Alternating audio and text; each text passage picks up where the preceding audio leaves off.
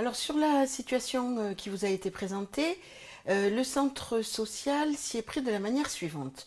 Voyant arriver la difficulté, il a pris attache avec la fédération pour pouvoir vérifier avec elle qu'il comprenait bien ce qui faisait problème dans cette situation-là et qu'il puisse faire une analyse un petit peu des acteurs en présence.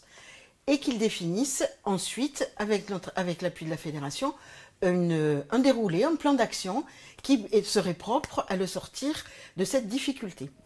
Il a donc été convenu que le centre et la fédération se retournent vers un partenaire institutionnel qui est la Caisse d'allocation familiale, parce qu'on pressentait effectivement qu'on obtiendrait de sa part un appui attaché qu'elle est à la dimension associative des projets des centres sociaux et qu'elle représente un poids vis-à-vis de la commune, réglementaire, institutionnel et financier.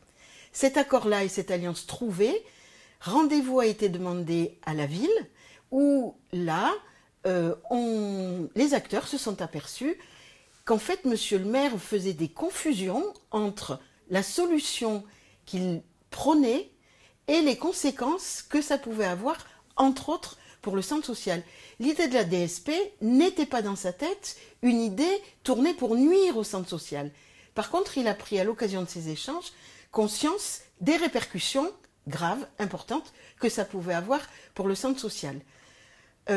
Accord a été conclu que la ville suspendait son appel à délégation de service public et qu'elle laissait 3 mois au centre social pour revenir vers elle pour lui faire des propositions alternatives qui satisferaient le besoin de la commune, mais qui satisferaient aussi le fonctionnement associatif du centre social.